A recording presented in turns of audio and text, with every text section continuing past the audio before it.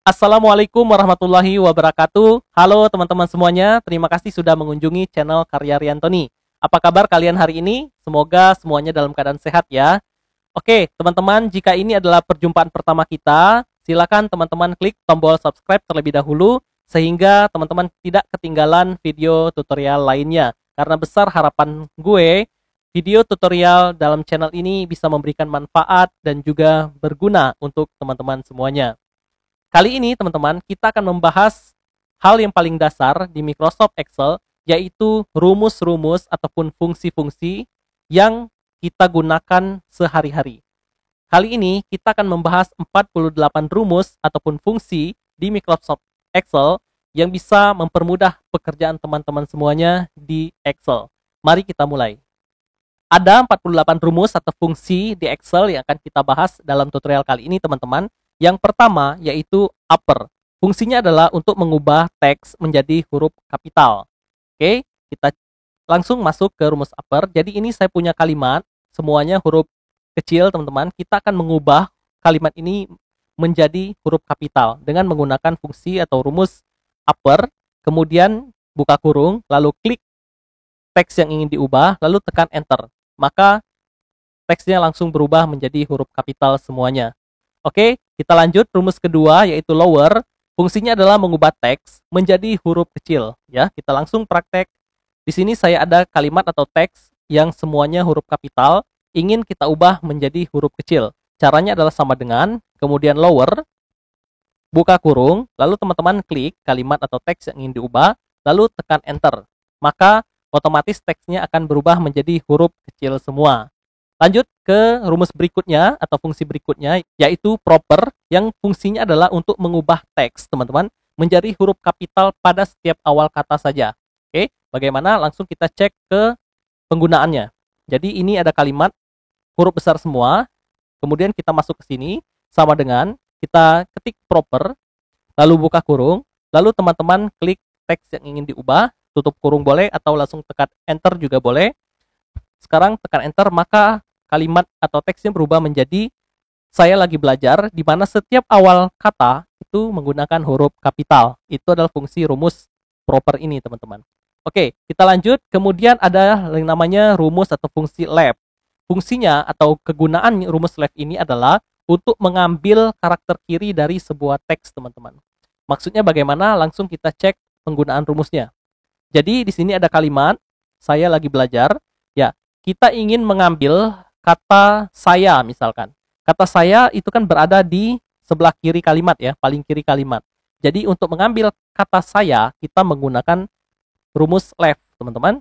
Caranya ketik left, buka kurung, lalu teman-teman klik teks yang ingin dimanipulasi atau ingin diubah, kemudian titik koma. Nah, titik koma ini argumen kedua dari fungsi left ini adalah berapa karakter yang ingin teman-teman ambil, ya. Saya ingin mengambil kata saya, berarti itu jumlahnya ada 4 ya teman-teman, 1, 2, 3, 4.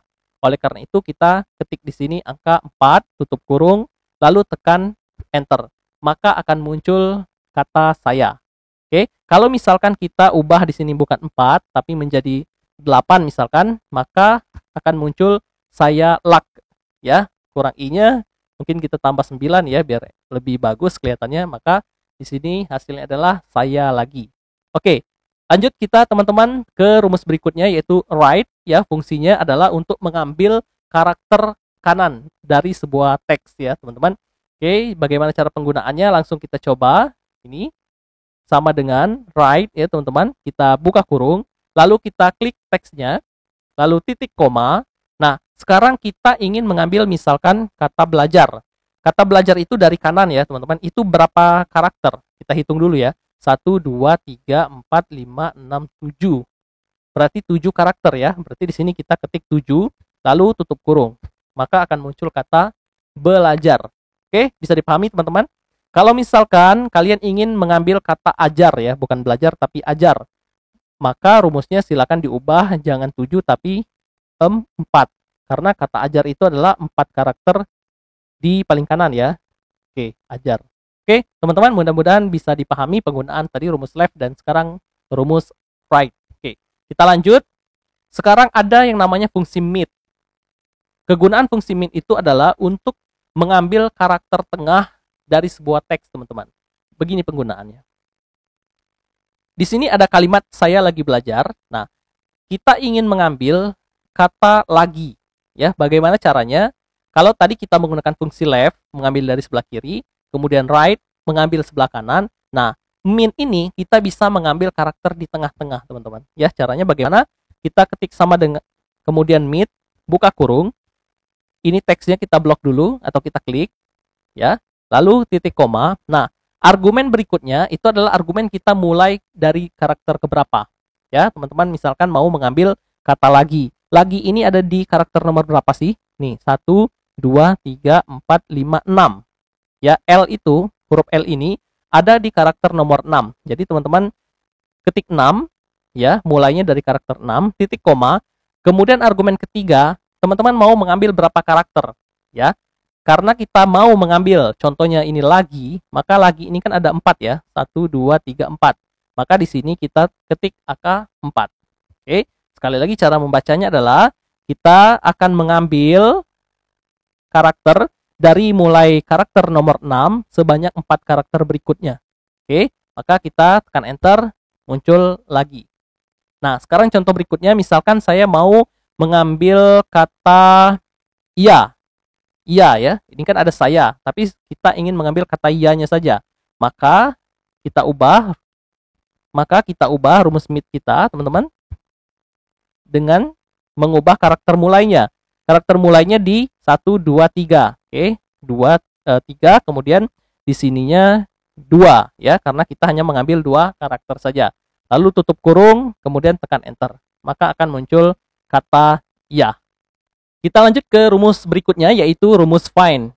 Fungsi rumus find ini adalah untuk mencari posisi awal sebuah teks, teman-teman, dalam teks lain, ya. Bagaimana cara penggunaannya? Berikut langsung kita masuk ke contohnya.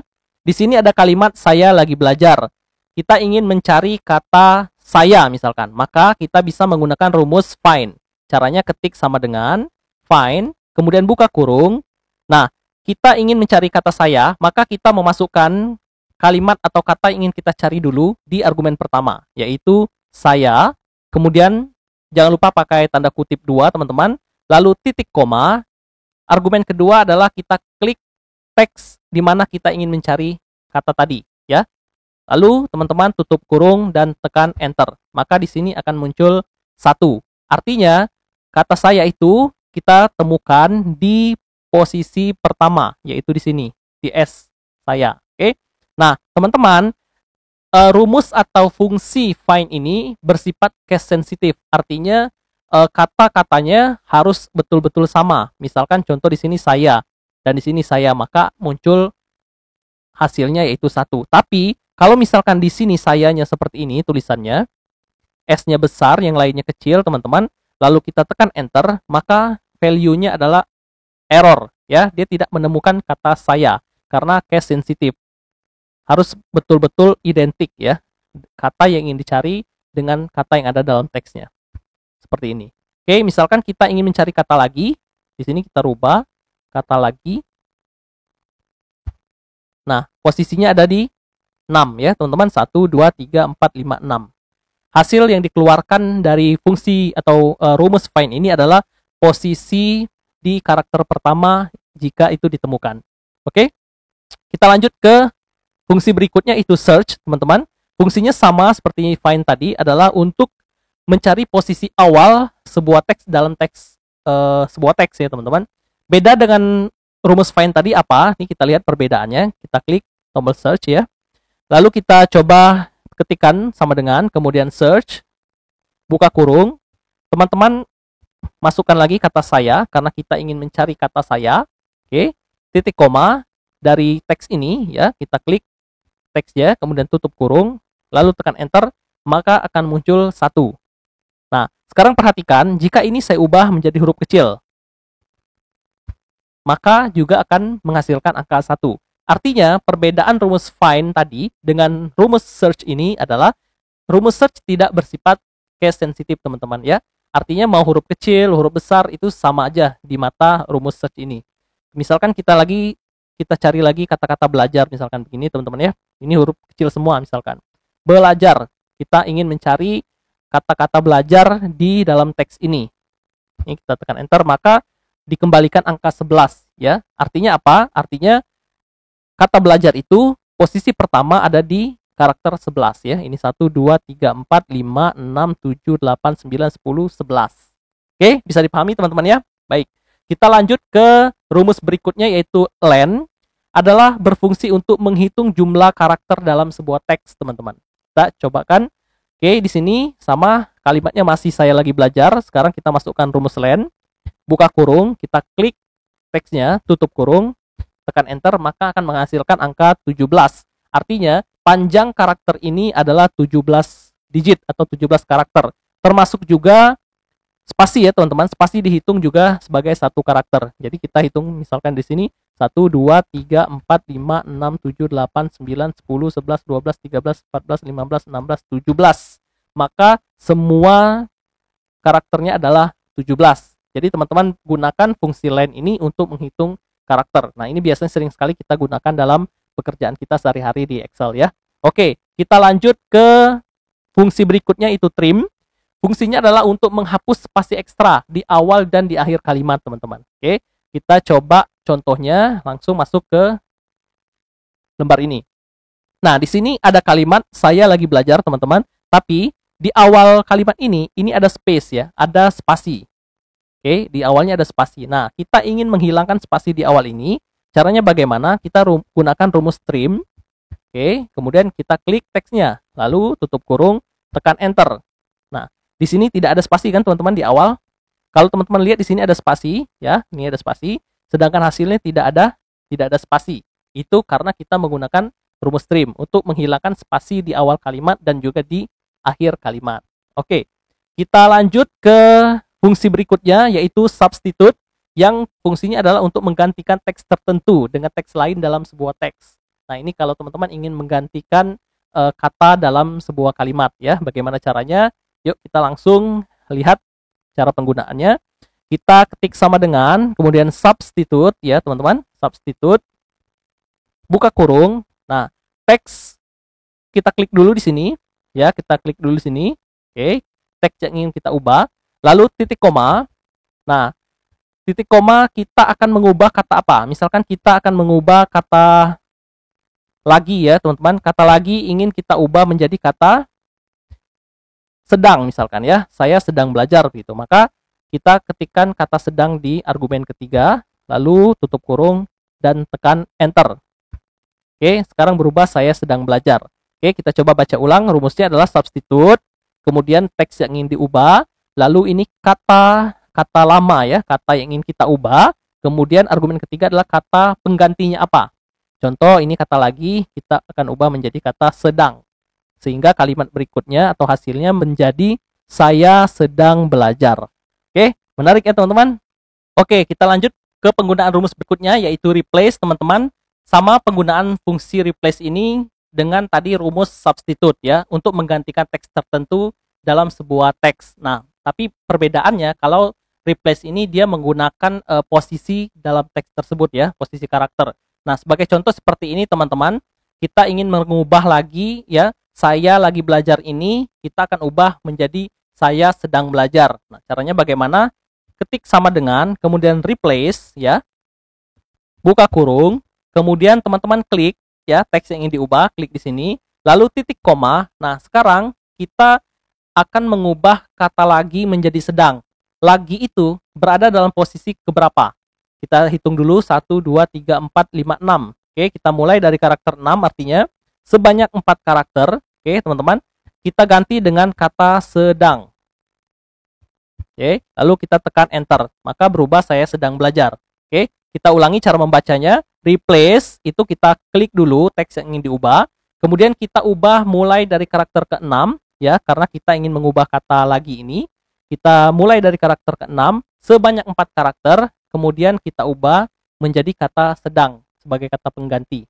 Ya, oke. Seperti itu. Nah, mudah-mudahan bisa dipahami teman-teman cara penggunaan rumus replace, kemudian tadi substitute untuk mengganti karakter dalam sebuah teks tertentu. Oke, kita lanjut teman-teman ke rumus berikutnya, yaitu concatenate ya. Ini sering juga kita gunakan di pekerjaan kita sehari-hari. Fungsinya adalah untuk menggabungkan beberapa teks menjadi satu teks ya, atau menggabungkan beberapa kata menjadi satu kalimat. Nah, langsung kita masuk ke contohnya. Seperti ini, ada kata saya, ada kata lagi, ada kata belajar dalam kolom atau sel yang berbeda-beda. Nah, ini kita akan gabung menjadi satu kalimat. Caranya kita bisa menggunakan rumus atau fungsi concatenate ya. Concatenate. Kemudian buka kurung, teman-teman klik ini, lalu titik koma, klik lagi kalimat atau kata kedua, lalu titik koma, klik lagi kata ketiga, tutup kurung. Nah, lihat apa yang terjadi.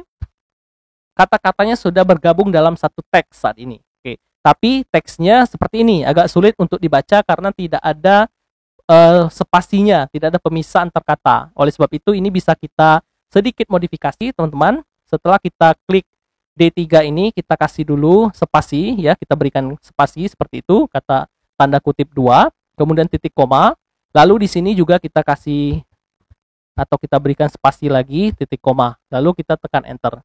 Maka sekarang sudah menjadi saya lagi belajar menggunakan rumus concatenate. Nah, sebenarnya rumus concatenate ini jika teman-teman sering menggunakan tanda ampersand ya namanya, ampersand itu tanda dan, itu teman-teman bisa lakukan seperti itu. Oke, misalkan begini sama dengan klik dulu, lalu dan, klik lagi, dan lagi teman-teman klik lagi. Ini sama sebetulnya dengan rumus concatenate ya teman-teman. Oke, seperti itu mudah-mudahan bisa dipahami. Kita lanjut ke rumus berikutnya, yaitu ini sudah ya teman-teman. Kita lanjut ke text join. Nah, ini sama dengan concatenate tapi ada sedikit pembeda karena dia menggabungkan teks dari beberapa sel dengan menggunakan delimiter atau pemisah yang jelas ya teman-teman. Sudah kita tentukan pemisahnya apa. Ini contohnya seperti ini. Oke, kita masuk ke text join teman-teman. Ini nanti sama dengan kemudian text join teman-teman ya, text join. Buka kurung, kita argumen pertamanya adalah delimiter. Delimiter apa atau pemisah apa yang ingin kita gunakan. Nah, sekarang di contoh ini kita mau menggunakan pemisahnya adalah kata atau spasi ya teman-teman. Jadi setiap kata nanti ada spasinya. Maka di sini kita bikin dulu delimiternya berupa spasi ya, tanda kutip kosong, kemudian kutip lagi, lalu titik koma. Nah, argumen keduanya adalah true atau false. Maka teman-teman ketik saja true di sini sebagai argumen kedua ya, karena kita mau true itu untuk ignore empty cell. Jadi kalau ada sel-sel yang kosong itu nanti diabaikan. Oke, kita ketik true, lalu titik koma lagi. Nah, sekarang barulah kita klik kolom-kolom atau sel-sel yang ingin kita gabungkan. Ya, di sini kita klik saya, kemudian titik koma, kita klik lagi di sini, titik koma, kita klik lagi yang di sini, lalu tutup kurung, tekan enter. Maka otomatis sudah menjadi saya lagi belajar. Oke, nah misalkan teman-teman mau pemisah antar kata ini bukan spasi. Misalkan mau tanda minus, ini bisa diubah di sini teman-teman ya. Jadi delimiternya kita berikan tanda minus, lalu kita tekan enter, maka antar kata itu pemisahnya sekarang berubah menjadi tanda minus, bukan lagi spasi. Kira-kira seperti itu. Tapi teman-teman, rumus atau fungsi text join ini baru ada di Microsoft Excel versi 2016 ke atas ya. Di bawah itu, versi di bawah itu belum tersedia rumus text join ini. Oke, kita lanjut ke fungsi yang lainnya yaitu exact. Tugas atau kegunaan fungsi exact ini adalah untuk memeriksa apakah dua teks itu identik sama atau tidak, teman-teman ya. Caranya seperti ini, langsung kita masuk ke rumus exact. Ini ada kata 1, saya, huruf besar semua, teman-teman. Ada kata 2, saya, S-nya besar, yang lainnya kecil. Oke, sekarang kita cek menggunakan rumus exact. Oke, exact, buka kurung, teks pertama ini, kemudian titik koma, teks kedua, tutup kurung, false. Kenapa false? Karena rumus exact ini identik, artinya case sensitif juga diperhatikan. Oke, karena ini sayanya kecil, sedangkan ini besar semua atau kapital semua, jadi ini dianggap tidak sama atau false. Misalkan di sini kita ubah sayanya besar semua, maka nilainya sekarang berubah menjadi true. Oke, teman-teman, intinya rumus exact ini adalah untuk membandingkan satu teks dengan teks yang lain yang sifatnya identik. Baik teman-teman, kita lanjut ya. Nah, tadi kalau kita membahas dari awal sampai dengan rumus exact ini, itu termasuk dalam kategori rumus atau fungsi yang berhubungan dengan teks, teman-teman ya. Mengubah bentuk, menggabungkan, memodifikasi, dan lain-lainnya. Oke, sekarang kita masuk ke beberapa rumus dalam kategori rumus atau fungsi logika. Ya, fungsi logika itu jika maka seperti itu. Di sini kita akan mencontohkan 3 rumus, yaitu if, kemudian if and, dan if or ya teman-teman. Fungsi rumus if ini sangat-sangat sering sekali kita gunakan. Nah, fungsinya adalah untuk memeriksa, mengevaluasi suatu kondisi, dan mengembalikan nilai berdasarkan kriteria atau kondisi tertentu. Oke, kita masuk contoh saja supaya lebih jelas. Ini seperti ini teman-teman. Di sini ada beberapa nama orang, kemudian beberapa nilai. Nah, di sini ada kondisi teman-teman. Jika nilainya lebih besar dari 75, maka kolom status ini berubah menjadi kata atau terisi kata lulus. Jika sebaliknya artinya kurang dari 75, maka tidak lulus. Oke. Nah, ini kita menggunakan rumus if. Oke, caranya kita sama dengan kemudian if, teman-teman, buka kurung, logical test. Logical testnya atau kondisinya adalah nilai ya. Nilai ini lebih besar dari 75. Oke. Titik koma, apa yang dilakukan jika benar? Maka ketik lulus. Oke, teman-teman. Lalu titik koma lagi, jika tidak benar, ketik tidak lulus. Oke, kemudian kita tutup kurung. Tekan enter, maka muncul kata tidak lulus. Lalu untuk yang di bawahnya silakan di-copy saja. Oke, di sini nilai 70 tidak lulus, 75 juga tidak lulus karena ini lebih besar ya teman-teman, lebih besar dari 75. 81 lulus, 73 tidak lulus, 81 lulus. Nah, kalau rumusnya kita rubah, misalkan ini lebih besar sama dengan 75 misalkan, maka yang ini, nah ini menjadi lulus karena sekarang kondisinya kita ubah menjadi lebih besar sama dengan 75. Oke, bisa dipahami teman-teman penggunaan rumus if ya, karena ini sering sekali kita gunakan di pekerjaan kita sehari-hari di Microsoft Excel ini teman-teman. Jadi teman-teman betul-betul harus paham penggunaan rumus if. Oke, kita lanjut ke penggunaan rumus and ya, untuk memeriksa apakah semua kondisi benar, maka dia menilai true teman-teman. Jadi kita coba langsung saja supaya teman-teman bisa paham. Jadi di sini ada kondisi jika nilai 1 dan, ya teman-teman ini kata dan, jika nilai 1 dan nilai 2 lebih besar dari 75, maka lulus. Sebaliknya tidak lulus. Artinya, kalau nilai 1 dan nilai 2 ini lebih besar dari 75, itu baru dinyatakan lulus. Tapi kalau salah satunya tidak ada atau ada yang di bawah 75, maka tidak lulus ya. Caranya adalah seperti ini teman-teman. If, oke teman-teman, menggunakan if, kemudian and ya, if buka kurung and, lalu buka kurung lagi. Logikal pertamanya adalah ini, nilai ini pertama itu harus lebih besar dari 75. Oke. Kemudian titik koma, lalu lanjut ke nilai 2, itu juga harus lebih besar dari 75. Tutup kurung, kemudian titik koma. Jika benar kedua kondisi, maka kita ketik lulus. Jika tidak, maka tidak lulus, teman-teman ya. Nah, ini kita tutup kurung, lalu tekan enter. Maka di sini tidak lulus, lalu kita copy untuk rumus berikutnya. Ini tidak usah. Rumus berikutnya sehingga di sini ada tidak lulus, lulus, tidak lulus dan seterusnya. Kenapa di sini tidak lulus, teman-teman? Karena ada nilai 1 yang di bawah 75. Oke. Di sini tidak lulus juga karena di sini nilai dua-duanya di bawah 75. Oke. Ini tidak lulus. Kenapa? Karena di sini ada nilai 75. Tadi syaratnya kan harus lebih besar dari 75. Oke.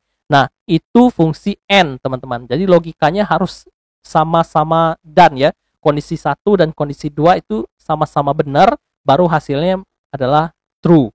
Jika salah satu saja yang benar, maka hasilnya false. Begitu. Oke, kita lanjut ke penggunaan rumus berikutnya yaitu or. Nah, or ini berbeda dengan and tadi, teman-teman. Kalau and tadi dua-duanya harus benar, sedangkan or ini salah satu saja benar, itu sudah dinyatakan true. Oke, contohnya seperti ini.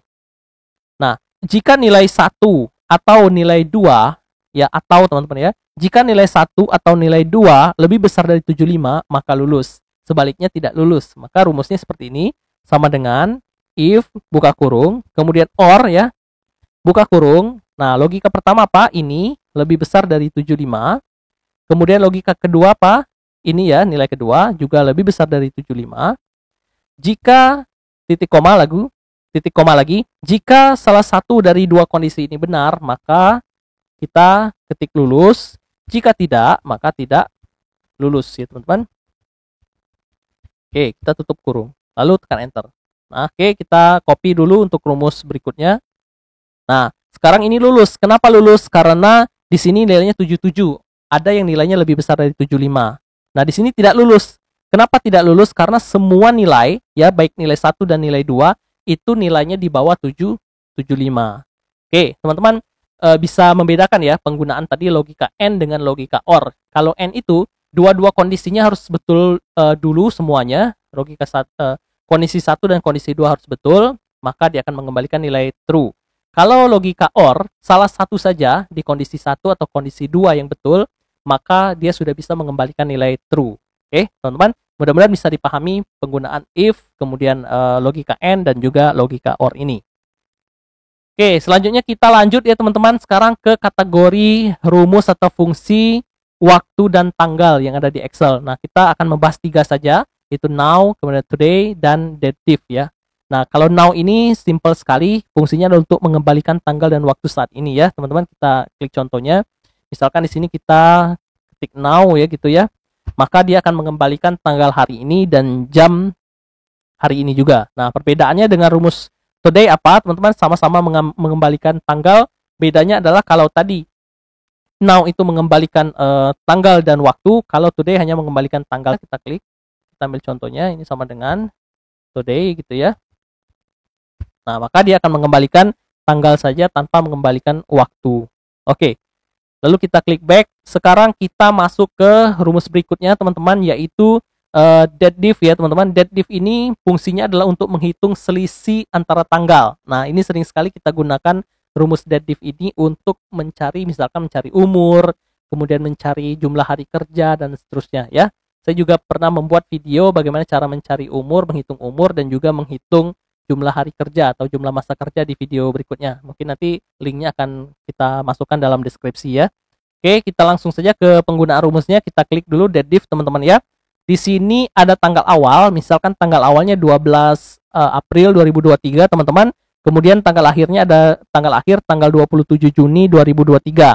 Nah, kita mau mencari berapa sih selisih hari di kedua tanggal ini, itu menggunakan rumus deaddiff gitu teman-teman ya. Deaddiff, buka kurung, kita klik tanggal awalnya, kemudian titik koma, kita klik tanggal akhirnya, titik koma lagi. Nah, di sini di argumen ketiga kita masukkan, misalkan kita masukkan D ya, kita mau mencari selisih D itu hari teman-teman ya. Kita buat unitnya D dulu, rumusnya D, kita tekan enter, maka ada 76 hari. Jadi dari tanggal awal ini ke tanggal akhir ini ada 76 hari. Nah, jika teman-teman mau mencari selisih tahun, berapa tahun sih selisih antara tanggal awal dan tanggal akhir ini, maka di sini di unit satuan ini teman-teman ganti dari D menjadi Y, maka 0. Kenapa 0? Karena ini sama-sama tahun 2023 ya teman-teman.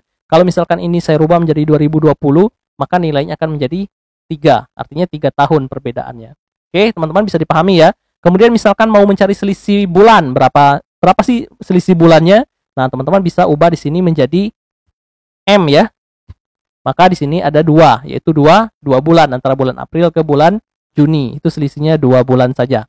Oke, teman-teman, mudah-mudahan bisa dipahami penggunaan deaddiff ini. Nanti jika teman-teman mau belajar banyak tentang deaddiff, silakan tonton video tutorial kita yang membahas tentang deaddiff ini. Oke, kita kembali lagi dan sekarang kita masuk ke rumus berikutnya, yaitu rumus yang tergabung dalam kategori fungsi matematika. Nah, ini lebih seru lagi teman-teman ya. Nah, contoh pertama atau rumus pertama yang kita bahas yaitu adalah rumus sum teman-teman. Kita akan menggunakan rumus sum ya teman-teman. Rumus sum ini adalah untuk menjumlahkan nilai di dalam rentang sel. Oke, langsung saja kita gunakan rumus sum seperti ini. Nah, ini ada contoh, ada nilai 1, kemudian ada nilai 2. Kita ingin mencari totalnya. Ini mudah sekali teman-teman. Ketik sama dengan, lalu sum ya, buka kurung, lalu ini teman-teman silakan blok saja seperti ini, lalu tekan enter, kemudian yang di bawahnya bisa copy seperti ini. Oke, itu penggunaan rumus sum, ini mudah sekali. Atau jika teman-teman ingin lebih mudah lagi, ini bisa dengan menggunakan auto sum. Jadi kursor teman-teman klik dulu di sini.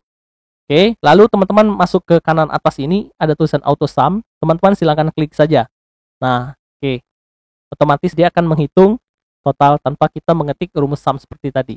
Oke teman-teman, ini ada lagi yang lebih mudah lagi untuk menghitung sekaligus. Misalkan ini sekaligus kita ingin hitung berapa totalnya. Caranya teman-teman blok dari sini, kemudian sampai akhir sini, lalu klik auto sum di sini. Klik, maka dia akan otomatis menjumlahkan. Oke, mudah sekali teman-teman ya. Nah, sekarang ada sum if ya teman-teman. Sum if itu fungsinya apa? Yaitu untuk menjumlahkan nilai-nilai di dalam rentang sel berdasarkan kondisi tertentu, hanya satu kondisi saja. Contohnya seperti apa? Contohnya seperti ini teman-teman, kita klik sum if. Nah, di sini total, misalkan saya ingin menghitung berapa sih total jumlah nilai untuk mahasiswa atau siswa ini ya, untuk siswa yang jenis kelaminnya laki-laki saja. Ya, kalau kita menggunakan sum seperti tadi, sum seperti ini teman-teman, maka dia akan menjumlah semua nilai. Nah, tapi di sini kita mau mengambil berapa jumlah total nilai untuk siswa laki-laki saja. Nah, itu makanya kita menggunakan rumus sum if ya teman-teman. Sum if, kita buka kurung, range-nya apa? Range-nya yang ini dulu. Ini kita klik dulu range-nya ya, jenis kelamin, karena kita mau berdasarkan jenis kelamin. Lalu titik koma. Nah, kriterianya apa? Laki-laki itu L ya teman-teman. Kita ketik L, lalu kutip lagi, titik koma. Nah, sekarang sum range-nya di sini kita blok baru kolom nilainya. Lalu tekan enter atau tutup kurung dulu baru tekan enter. Sekarang nilainya 223. Artinya total semua nilai laki-laki saja yang ini teman-teman, itu artinya 223.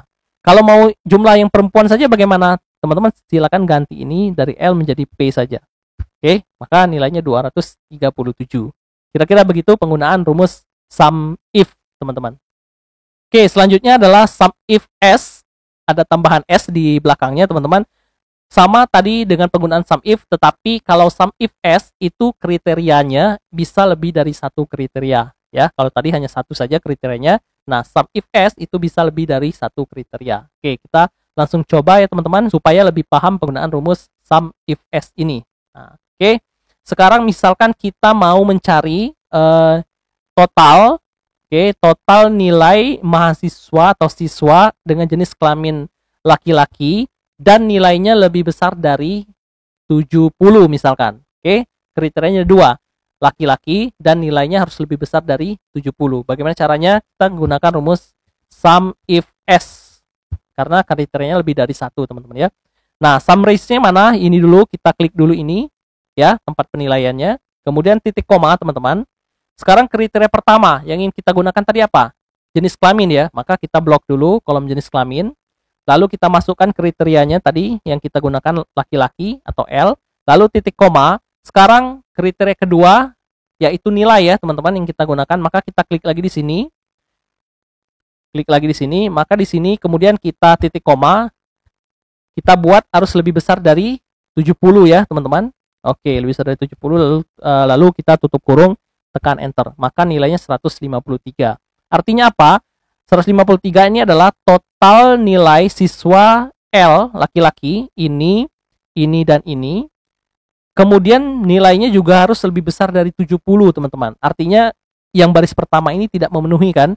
Yang memenuhi hanya baris ini dan baris ini saja. Maka jumlahnya adalah 153. Oke, bisa dipahami teman-teman ya.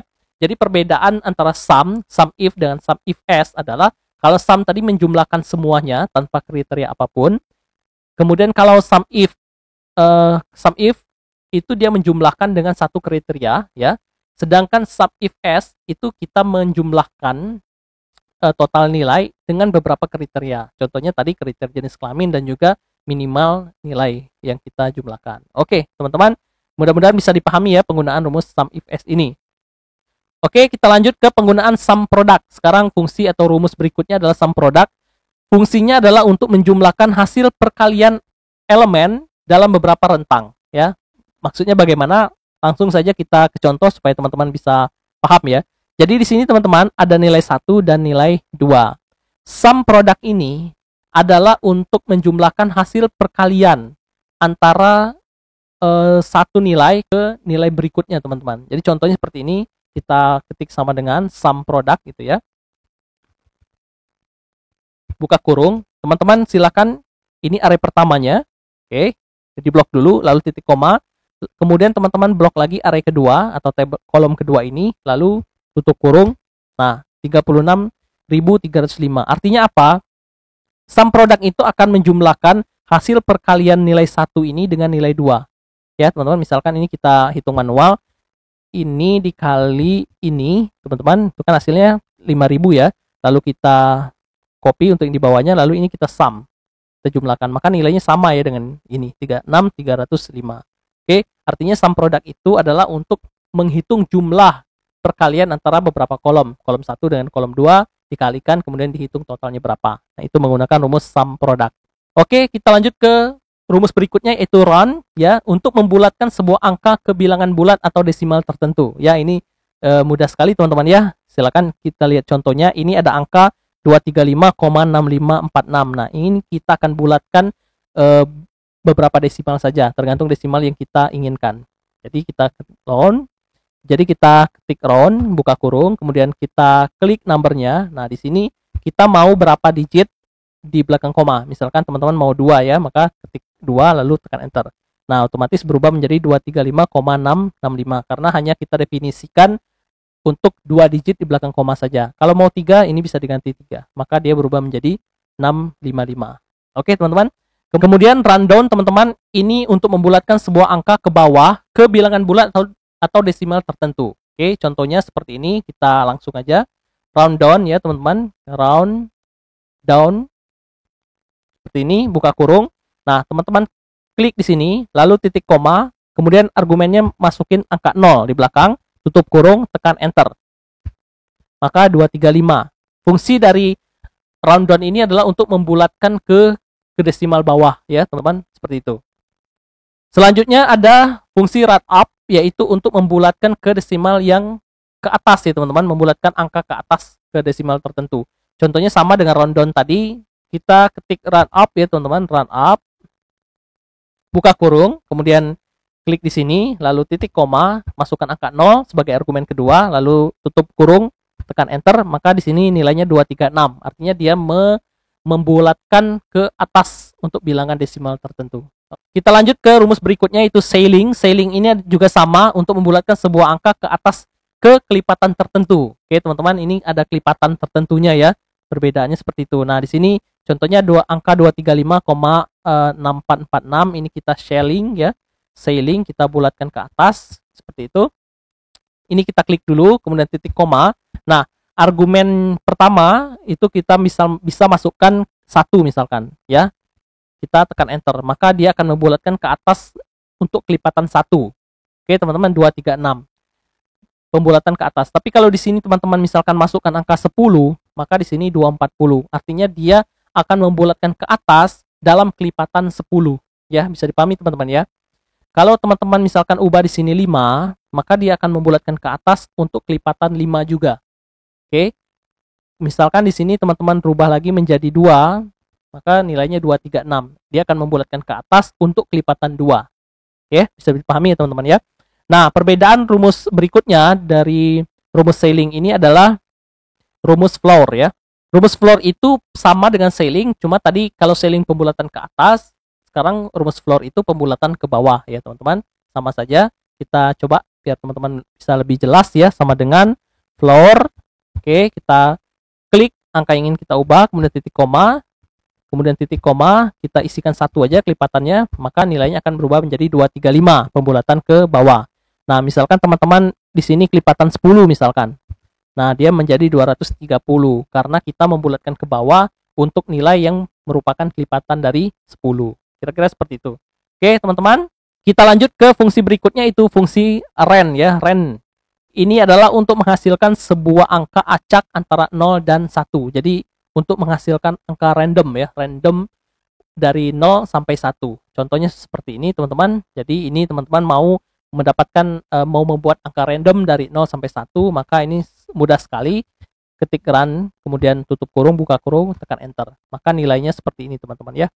Oke, ini misalkan mau 3 angka. Nah, di sini teman-teman sudah bisa mengenerate 3 angka secara random dalam range antara 0 ke 1. Itu menggunakan fungsi ren. Selanjutnya rumus ren between. Nah, perbedaan dengan ren tadi, kalau ren tadi kita mengenerate angka yang acak dari 0 sampai 1. Kalau ren between ini kita mengenerate angka acak dari angka pertama dengan angka kedua, di mana angka-angka itu bisa kita definisikan sendiri ya teman-teman ya. Contohnya seperti ini, kita langsung contoh. Misalkan kita mau membuat angka random dari ren between ya, ren between. Kita mau membuat angka random dari angka 10 sampai angka 100 misalkan. Oke, Oke, maka kita buat 10 titik koma 100. Maka di sini nilainya 25, kemudian nilai yang lain 98, 59 dan seterusnya. Ya, perbedaan dengan range tadi adalah kalau range tadi range-nya atau mulainya angka acak itu dari 0 sampai 1. Kalau range between itu kita bisa definisikan sendiri. Mau mulai dari angka berapa sampai ke angka berapa. Oke, teman-teman.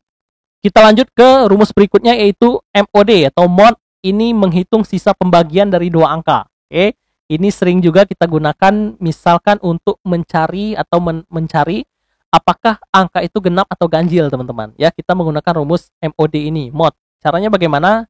Kita ketik sama dengan kemudian mod, ya, kita mod, kemudian kita klik angka itu, lalu titik koma. Nah, di sini kita mau ngecek apakah angka itu genap atau ganjil, maka kita bagi dengan 2. Oke, teman-teman, angka itu kita bagi dengan 2. Kita tekan enter. Kalau hasilnya 1, maka bilangan itu ganjil. Ya. Kalau misalkan di sini kita ubah menjadi angka 20, teman-teman, maka hasilnya 0 ya. 0. Artinya modnya 0 itu maka itu adalah bilangan genap, bukan ganjil. Kalau misalkan kita ubah lagi menjadi 23, maka hasil modnya adalah 1. Ini termasuk bilangan ganjil. Oke, kita ubah lagi misalkan 30. Modnya 0, artinya 30 adalah bilangan genap. Oke, seperti itu ya, teman-teman. Oke, itu tadi teman-teman beberapa rumus yang termasuk dalam kategori fungsi atau rumus matematika ya. Seru ya, seru banget teman-teman. Sekarang kita lanjut ke beberapa rumus atau fungsi yang termasuk dalam rumus atau fungsi statistika. Ya, ini lebih menarik lagi teman-teman. Nanti kita akan membahas fungsi average, average if s dan seterusnya. Oke, kita langsung saja masuk ke rumus pertama yaitu average.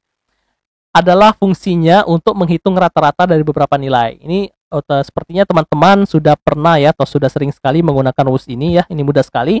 Ketik sama dengan average, teman-teman. Kemudian buka kurung. Nah, teman-teman silakan blok. Oke, lalu tekan enter dan berikutnya teman-teman bisa blok ya sehingga bisa menghasilkan nilai-nilai untuk baris-baris yang berikutnya. Nah, di sini kelihatan ya antara nilai dan 1 ini rata-ratanya adalah 72,5 seperti itu. Selanjutnya rumus average if untuk menghitung rata-rata dengan berdasarkan satu kondisi tertentu. Oke, kita lihat contohnya teman-teman. Di sini contohnya ada nilai 1 dan nilai 2. Kita cari totalnya dulu ya teman-teman. Kita cari totalnya dulu supaya kita bisa mencari rata-ratanya. Nah, di sini kita ingin mencari rata-rata nilai laki-laki saja. Oke, laki-laki saja. Nah, caranya bagaimana? Kita menggunakan average if. Average if. Oke. Kita blok dulu range-nya. Range-nya kita mau mencari berdasarkan apa tadi? Jenis kelamin ya. Maka kita blok dulu kolom jenis kelamin ini. Lalu titik koma. Kemudian kriterianya apa yang ingin kita cari? Laki-laki. Maka di sini kita ketik L. Lalu kita tutup kutip lagi. Titik koma. Baru setelah itu kita blok yang total di sini. Oke, tutup kurung, tekan enter. Maka rata-rata nilai untuk laki-laki yaitu 155,33 teman-teman. Bagaimana dengan rata-rata nilai untuk perempuan? Sama, kita menggunakan average if juga. Average if, teman-teman ya. Nah, ini kita blok dulu kolom jenis kelamin itu, kemudian titik koma.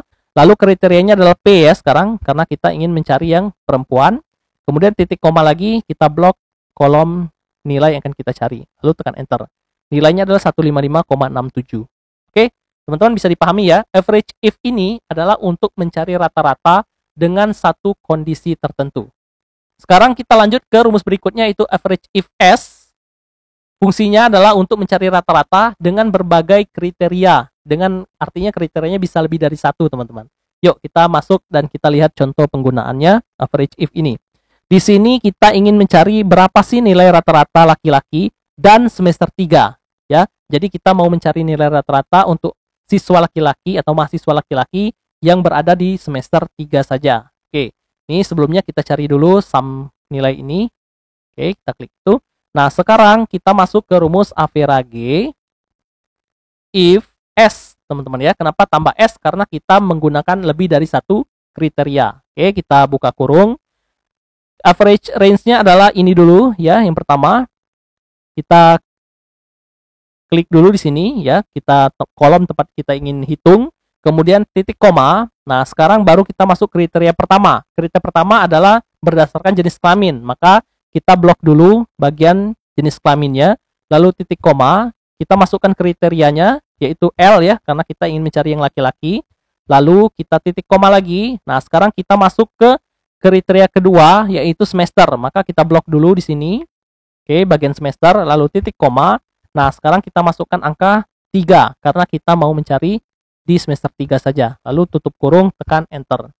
Nah, di sini sudah menghasilkan 151,5. Ini artinya teman-teman, kalau kita baca ulang, silakan kita hitung rata-rata nilai ini untuk siswa jenis kelamin L, ya ini L, jenis kelamin L laki-laki, dan semester 3.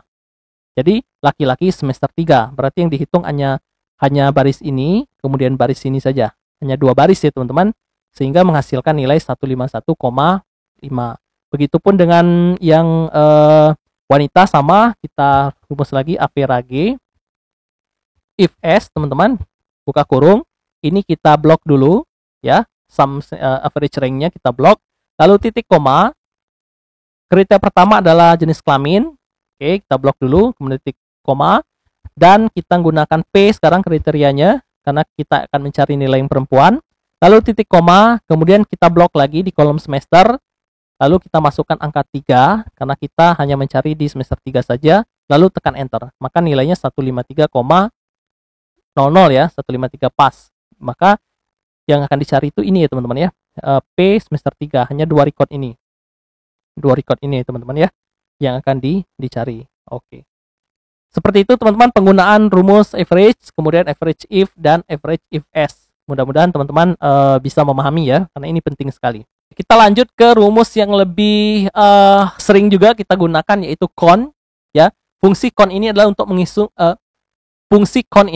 menghitung jumlah sel yang berisi nilai numerik dalam sebuah rentang, teman-teman. Ya, contohnya seperti apa? Langsung aja kita masuk ke penggunaannya. Nah, contoh seperti ini, jumlah seluruh mahasiswa. Jadi kita harus menghitung jumlah seluruh mahasiswa ini berapa. Oke, ini gampang sekali teman-teman. Kita gunakan rumus con ya. Con, buka kurung, lalu ini kita blok saja. Kita blok, tutup kurung, tekan enter, maka akan muncul 13 ya. Artinya jumlah mahasiswa atau siswa di sini adalah 13 orang. Itu menggunakan rumus con untuk menghitung jumlah sel atau jumlah data ya. Menggunakan rumus con. Oke, kita lanjut ke penggunaan berikutnya, ke con E teman-teman ya. Con E. Nah, perbedaan rumus con dengan con E itu apa? Ini teman-teman lihat sendiri ya. Oke teman-teman, kita lihat perbedaan rumus con dengan con E seperti apa. Ini con E. Oke, sama aja, kita klik sini atau blok di sini, lalu tekan enter, maka nilainya akan 13 juga ya. Fungsinya sama untuk menghitung jumlah data juga, con E. Bedanya adalah kalau con E itu bisa menghitung angka maupun bisa menghitung huruf ya teman-teman. Kalau con itu dia hanya bisa menghitung angka saja, dia tidak bisa menghitung yang bersifat alfabet atau huruf, dia tidak bisa hitung itu. Oke, kita lanjut ke rumus berikutnya, itu con blank ya teman-teman. Con blank ini hanya untuk menghitung nilai-nilai yang tidak ada isinya. Oke, seperti ini contohnya. Misalkan kita mau mencari jumlah seluruh mahasiswa yang belum bayar ya. Ini kan sudah lunas. Ini yang kosong ini artinya belum bayar. Nah, kita mau hitung berapa orang sih yang belum bayar, maka kita menggunakan rumus con blank ya teman-teman. Con blank, buka kurung, ini tinggal kita blok aja dari atas sampai ke bawah. Tutup kurung, tekan enter, maka akan muncul nilai 4. Artinya ada 4 mahasiswa yang belum bayar, yang kosong ini. Ini kan ada 4 ya, seperti itu. Mudah sekali penggunaan rumus con blank ini teman-teman. Kemudian kita menggunakan rumus con if. Nah, con if ini sedikit lebih rumit ya dibandingkan con E atau con tadi. Karena con if ini kita menggunakan kriteria atau satu kriteria tertentu. Contohnya seperti ini. Kita mau menghitung seluruh mahasiswa yang prodi atau program studinya adalah manajemen teman-teman. Jadi kita tidak mau hitung semua, kita hanya mau menghitung berapa sih jumlah mahasiswa yang program studinya manajemen. Oke, ini caranya gampang, kita menggunakan con if. Ya, kita buka kurung, range-nya mana? Yang ini ya, kolom program studi ini kita blok, lalu titik koma, kriterianya apa? Manajemen ya teman-teman. Manajemen, kita ketik manajemen di sini, lalu tutup kurung, tekan enter. Maka ada 5 orang. Jadi ini manajemen 1, 2, 3, 4, 5. Seperti itu. Oke teman-teman, bisa dipahami ya. Sekarang kita masuk ke rumus berikutnya, yaitu con if S. Ini lebih seru lagi karena CONIF-S ini teman-teman, kita bisa menghitung jumlah data dengan lebih dari satu kriteria atau bisa banyak kriteria. Contohnya seperti ini. Berapa jumlah mahasiswa yang program studinya manajemen dan semester 3? Jadi kalau tadi cuma satu kriteria yaitu prodi manajemen saja.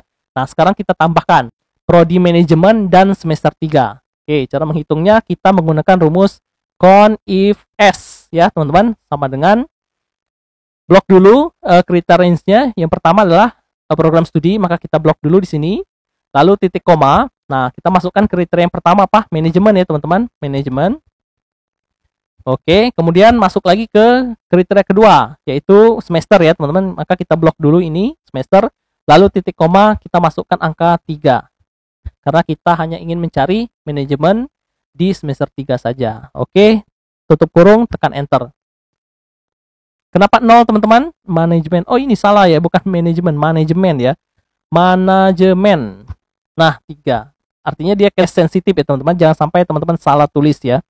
Contoh tadi manajemen, dia menghasilkan nilai 0 karena tidak ada program studi manajemen, yang adanya manajemen ya, teman-teman. Ini kita rubah dulu, manajemen, maka dia menghasilkan angka 3. Oke. Kira-kira seperti itu, teman-teman ya, penggunaan CON-E, kemudian CONIF, dan CONIF-S. Ini juga sering sekali kita temukan dalam pekerjaan kita sehari-hari di Microsoft Excel ini, teman-teman. Oke, kita lanjut ke rumus berikutnya, yaitu max, teman-teman. Ini simple sekali, sederhana sekali. Kita bisa mencari nilai paling tinggi dalam sebuah urutan nilai, teman-teman ya. Contohnya seperti ini, kita mau mencari nilai paling tinggi dari nilai-nilai ini berapa. Itu gampang ya, teman-teman. Kita menggunakan fungsi max. Ini kita blok saja seperti ini, lalu ketik enter, maka akan muncul angka 81. Artinya nilai terbesarnya adalah 81. Begitupun dengan fungsi min ya, teman-teman. Fungsi min ini adalah kebalikan dari max. Kita ingin mencari berapa sih nilai paling rendah dalam sebuah urutan tertentu. Maka kita gunakan rumus min seperti ini, buka kurung, kita blok, lalu tutup kurung, kita tekan enter, maka akan muncul nilai 70 ya, seperti itu. Oke, teman-teman, ini rumus tadi sudah kita bahas semua ya, dari CON-E sampai min sudah kita bahas semua. Nah, sekarang kita masuk ke rumus yang lebih seru lagi nih, teman-teman. Lebih seru lagi dan butuh sedikit fokus, teman-teman, supaya bisa memahaminya, yaitu rumus-rumus yang termasuk dalam kategori pencarian data atau referensi data ya. Sering sekali yang kita temui adalah VLOOKUP, HLOOKUP, kemudian XLOOKUP, kemudian juga ada rumus indeks dan match ya, teman-teman. Oke, kita lanjut saja ke rumus pertama, yaitu VLOOKUP. VLOOKUP, teman-teman, fungsinya adalah untuk mencari data dalam sebuah tabel referensi. Contoh seperti ini. Saya punya tabel referensi database vendor seperti ini, teman-teman. Ada kode perusahaan, nama perusahaan, domisili, dan kategori usaha. Nah, kita mau mengisi tabel ini ya, kolom nama perusahaan dan domisili dengan menggunakan kata kunci kode perusahaan. Oke. Nah, caranya kita menggunakan rumus VLOOKUP. Sama dengan VLOOKUP, buka kurung, teman-teman klik yang menjadi kata kunci terlebih dahulu, klik ini, kemudian titik koma, lalu teman-teman blok yang menjadi tabel referensinya. Silakan blok ini dari awal ya, teman-teman, sampai akhir. Kemudian jangan lupa tekan F4 di keyboard supaya nanti rumusnya bisa terkunci. Oke, kita tekan dulu F4, maka di sini muncul dolar-dolar seperti ini. Lalu teman-teman titik koma lagi. Lalu argumen berikutnya adalah nama perusahaan. Nama perusahaan itu di tabel referensi berada di kolom nomor berapa? Kolom nomor 1 dan nomor 2. Oke, nama perusahaan itu ada di kolom nomor 2. Makanya teman-teman di sini ketik 2, lalu titik koma, kemudian masukkan 0 ya. 0 itu artinya teman-teman mencari nilai yang fix sama. Oke, lalu tutup kurung, tekan enter. Muncul CV biru langit jaya. Oke, seperti ini. Nah, untuk yang di bawahnya silakan teman-teman tarik seperti biasa sehingga muncul otomatis ya. Oke, kita ulang lagi cara membacanya tadi. VLOOKUP ini kita mengambil kata kunci dari sini, C4 ini. Kemudian kita gunakan tabel referensinya yang ini, teman-teman ya. Lalu kita masukkan angka 2. Angka 2 itu artinya nama perusahaan itu berada di kolom kedua, kemudian kita masukkan angka 0 sebagai pencarian kita. Oke. Nah, sama halnya dengan domisili, teman-teman. Kita mau mencari domisili untuk kode perusahaan ini. Kita juga bisa menggunakan rumus VLOOKUP yang sama ya, VLOOKUP. Ini kita klik dulu kata kuncinya, kemudian titik koma, tabel referensinya sama, tabel yang ini. Lalu jangan lupa tekan F4. supaya rumusnya terkunci, lalu titik koma. Nah, sekarang kita perhatikan domisili itu berada di kolom keberapa di tabel referensi. Ini kolom pertama, kolom kedua, kolom ketiga. Berarti domisili ini berada di kolom ketiga. Jadi teman-teman ketik 3 di sini, lalu titik koma, kemudian ketik lagi 0 dan tutup kurung. Tekan enter. Maka muncul Depok ya, teman-teman. Lalu silakan di copy untuk yang baris berikutnya. Oke, mudah-mudahan bisa dipahami penggunaan rumus VLOOKUP ini ya, teman-teman. Kemudian lanjut aja kita rumus berikutnya yaitu VLOOKUP. Sama sebetulnya VLOOKUP. Perbedaannya adalah kalau tadi VLOOKUP itu kan kita mengambil tabel referensinya berbentuk vertikal ya teman-teman. Vertikal lookup jadi disebut VLOOKUP. Nah, kalau HLOOKUP ini kita mengambil tabel referensinya berbentuk horizontal ya. Sehingga namanya adalah HLOOKUP, horizontal lookup. Nah, caranya seperti ini. Oke, kita ketik sama dengan kemudian HLOOKUP, buka kurung, kata kuncinya sama, kita klik dulu kata kuncinya, lalu titik koma. Nah, sekarang tabel referensinya juga sama, teman-teman. Kita blok dulu dari sini ke sini ya, sekarang karena tabelnya berbentuk horizontal. Teman-teman jangan lupa tekan F4, kemudian titik koma. Nah, sekarang nama perusahaan itu berada di baris keberapa? Kalau tadi kolom ya, VLOOKUP kolom, kalau HLOOKUP itu baris. Nah, kita lihat nama perusahaan itu ada di baris kedua. Baris pertama kode perusahaan, baris keduanya nama perusahaan. Jadi teman-teman ketik 2 di sini, lalu titik koma, dan ketik lagi 0, tutup kurung, lalu tekan enter. Maka di sini juga sama CP Biru Langit Jaya ya teman-teman, seperti itu. Oke, domisili juga sama, HLOOKUP juga, buka kurung, kemudian kata kuncinya klik dulu, lalu titik koma, kemudian tabel referensinya silakan diblok, lalu tekan F4, lalu titik koma, kemudian domisili itu berada di baris ke 1, 2, 3. Maka teman-teman ketik 3 di sini, lalu titik koma lagi, ketik 0, tutup kurung. Maka muncul Depok ya. Berikutnya silakan di copy. Sehingga teman-teman mendapatkan data seperti ini. Oke, bisa dipahami teman-teman perbedaan VLOOKUP dan HLOOKUP. Hanya perbedaan di bentuk tabel saja. Nah, sekarang kita masuk ke rumus berikutnya yaitu XLOOKUP teman-teman. Sebetulnya XLOOKUP ini hanya ada di Office Excel 365 ya. 365 mungkin tidak ada di versi lain. Fungsinya sebetulnya adalah untuk menyempurnakan rumus VLOOKUP ini teman-teman. Kalau VLOOKUP tadi ada beberapa kekurangan, misalkan dia tidak bisa membaca data dari sebelah kiri dan sebagainya. Di XLOOKUP ini bisa teman-teman. Dia lebih fleksibel ya. Ini sebagai contoh sederhana saya tampilkan dulu. Nanti kita mungkin akan ada video tutorial lainnya yang membahas full tentang penggunaan XLOOKUP ya. Karena ini penggunaan rumus XLOOKUP ini sangat powerful ya teman-teman. Sangat powerful dan harus teman-teman pahami juga. Nah, contoh sederhananya adalah seperti ini teman-teman. Sama dengan XLOOKUP, buka kurung, tugas value atau kata kuncinya, ini kita masih menggunakan hal yang sama yaitu kode perusahaan, lalu titik koma, oke. Lookup array itu kita tidak harus memblok seperti tadi VLOOKUP, kita blok saja yang menjadikan kode kata kunci. Kata kunci kita kan kode perusahaan ya. Jadi kita blok aja di kolom kode perusahaan ini, lalu titik koma. Sekarang kita blok lagi hasil yang kita inginkan. Kita blok lagi kolom hasil yang kita inginkan ya. Kita menginginkan nama perusahaan, maka kita blok dulu yang kolom nama perusahaan, kemudian titik koma. Jika tidak ditemukan, if not found, ini sampai sini aja sebenarnya teman-teman sudah bisa ya. Sampai sini aja teman-teman bisa tutup kurung seperti ini. Nah, NA ya, kenapa NA? Karena ininya tidak kita kunci ya teman-teman. Jangan lupa untuk mengunci dulu rumus ini. Ini kita kunci dulu, kemudian ini juga kita kunci dulu supaya kita bisa mengcopy untuk baris-baris di bawahnya. Oke, seperti itu ya. Nah, ini juga tidak dikunci ya teman. Jadi kunci semua ya teman-teman. Sini kita kunci, kemudian juga sini kita kunci sehingga dia tidak bergerak. Oke, seperti itu kira-kira teman-teman ya. Kita ingin mencari nilai nama perusahaannya. Lalu kita masuk ke domisili sama XLOOKUP juga. Buka kurung, ini kata kuncinya sama kode perusahaan, lalu titik koma. Nah, ini kita blok dulu ya tabel referensi kita. Jangan lupa tekan F4 ya teman-teman. Lalu titik koma, kemudian kita blok lagi kolom yang menjadi hasil. Apa tadi? Domisili, maka kita blok di sini domisili. Jangan lupa tekan titik koma, tekan F4, lalu titik koma, atau tidak perlu kita lanjutkan ya. Ini sebenarnya titik koma ini if not found ya teman-teman. Kalau tidak ditemukan teman-teman mau tulis apa? Misalkan di sini tidak tersedia. Bisa begitu ya. Oke, lalu tutup kurung. Nah, ini Depok ya, teman-teman, keluar nilainya Depok, Bandung. Oke. Nah, teman-teman, mungkin di sini singkat saja pembahasan XLab-nya karena kita sudah membahas sebetulnya penggunaan XLab ini secara detail di video sebelumnya. Teman-teman bisa cek nanti di link yang ada di deskripsi ya. Saya akan cantumkan pembahasan kita tentang rumus XLOOKUP ini. Ini rumusnya powerful, jadi pembahasannya harus lebih kompleks. Oke, kita lanjut ke rumus berikutnya, itu indeks. Indeks ini adalah untuk menentukan posisi sebuah karakter ya teman-teman, posisi sebuah nilai yang ingin kita cari. Oke, misalkan kita buat seperti ini, indeks ya, buka kurung.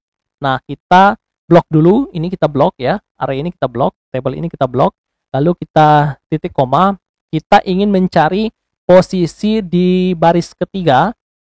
Oke, di baris ketiga, kolom kedua misalkan teman-teman. Maka kita tekan enter, muncul kata konstruksi. Kenapa muncul kata konstruksi? Karena kita mencari di baris ketiga, ini baris ketiga, ini kan 1, 2, 3, baris ketiga, kolom kedua, maka yang ini, konstruksi. Ya, kalau teman-teman rubah misalkan 3,3 di sini, artinya baris ketiga, kolom ketiga, maka yang muncul adalah Jakarta. Nah, ini penggunaan rumus indeks, teman-teman. Oke, mudah-mudahan bisa dimengerti ya. Lalu rumus terakhir yang ingin kita jelaskan dalam video kali ini yaitu rumus match. Rumus match ini adalah untuk mencari posisi nilai-nilai yang sama ya teman-teman. Contohnya sama dengan match gitu ya, match buka kurung. Ini kita akan mencari ini, oke, VMS 004, lalu titik koma di kolom kode perusahaan, oke, titik koma. Nah, kita gunakan angka 0 saja ya, supaya tepat. Tekan enter. Maka posisinya 5. Karena di sini 1 2 3 4 5. Maka muncul posisi angka atau karakter yang kita cari tadi. Nah, misalkan di sini teman-teman rubah, misalkan VMS 003, maka otomatis menjadi 3 karena posisi VMS 003 itu ada di baris ketiga. Oke, teman-teman, tadi kita sudah bahas semua ya, VLOOKUP, HLOOKUP, XLOOKUP, index dan match ini sudah kita bahas semua. Jadi kita kuningkan semua. Oke, teman-teman, akhirnya 48 fungsi atau rumus di Microsoft Excel yang sering sekali kita gunakan dan tentunya akan bermanfaat untuk kita sudah kita bahas satu persatu. Jadi teman-teman bisa replay lagi video ini jika teman-teman ingin mencari penggunaan rumus tertentu. Semoga ini bermanfaat teman-teman, dan saya yakin ini jika teman-teman menguasainya maka kedepannya saat bekerja dengan Excel teman-teman tidak akan menemukan kesulitan-kesulitan lagi. Oke, mudah-mudahan bermanfaat. Apabila ada kesalahan dan ada pertanyaan silakan teman-teman tuliskan di kolom komentar. Saya mohon maaf apabila ada salah-salah kata, dan sampai kita jumpa lagi di video tutorial lainnya. Jangan lupa klik subscribe. Terima kasih dan salam.